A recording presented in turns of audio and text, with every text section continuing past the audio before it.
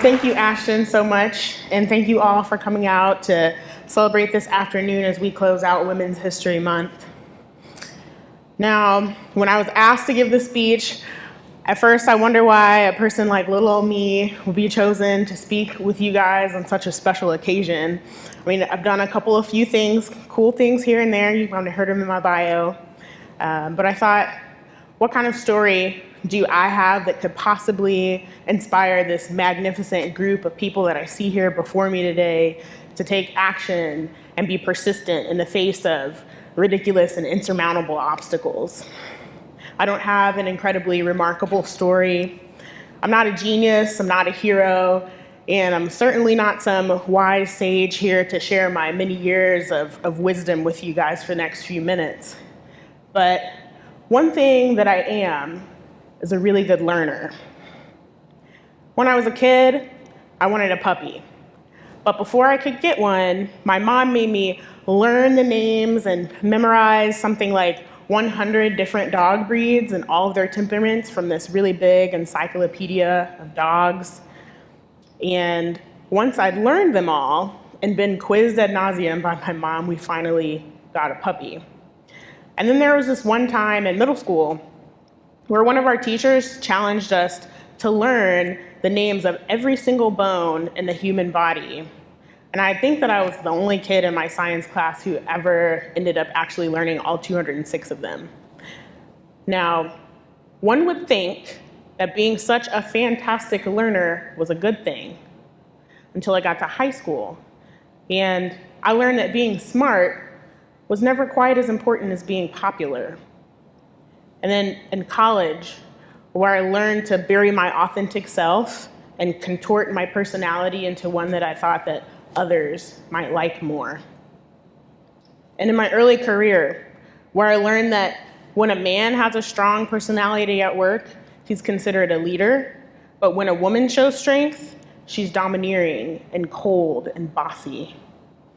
I learned that as a woman, sometimes you have to raise your voice to be heard over the chaos and the noise, but when you do, when you raise your voice to the same level of the men in the room, then somehow you're the one who's out of line. I learned after being dismissed and chastised and belittled, I learned to simply say, okay, I give up.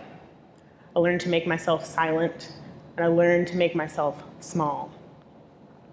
Reminds me how I was listening to a couple of my coworkers the other day talking about this thing. They called it the elephant's dilemma. See, when they want to train a young elephant to be a part of the circus, the animal handlers will drive this really big metal stake into the ground that's attached to a heavy metal chain, and they'll tie the chain around the baby elephant's leg.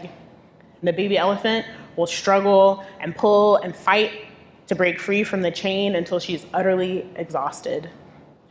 Each day goes by, and each day she continues to fight and to struggle until one day she just gives up. So when she grows up, her handlers can simply tie her to a flimsy wooden stick with a thin rope.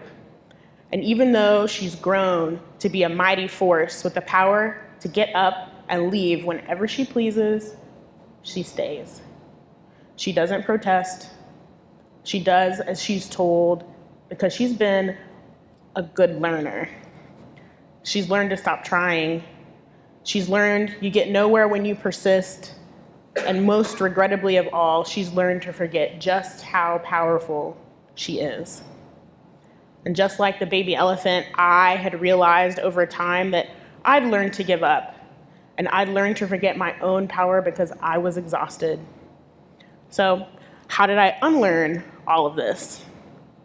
First, I surrounded myself with the right people, specifically strong women who I admire and I look up to.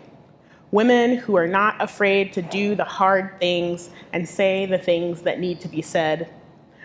I removed the people from my life who didn't honor and respect my authentic self. I walked away from jobs with bosses who preferred that I stayed silent and small. And instead, I surrounded myself with women who lift each other up, with mentors who are advocates, and with leaders who are visionaries.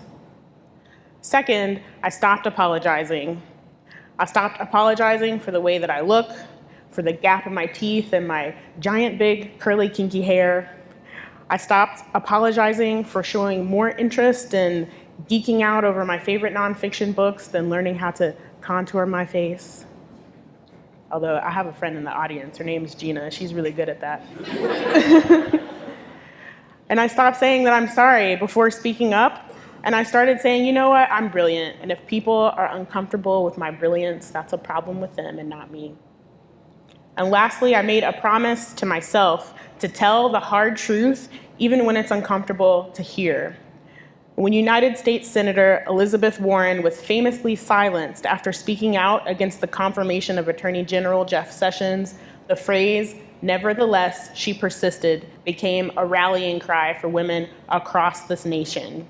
I'm inspired by Senator Warren for her boldness to tell the hard truths that need to be told, even when they shake some ruffle some feathers.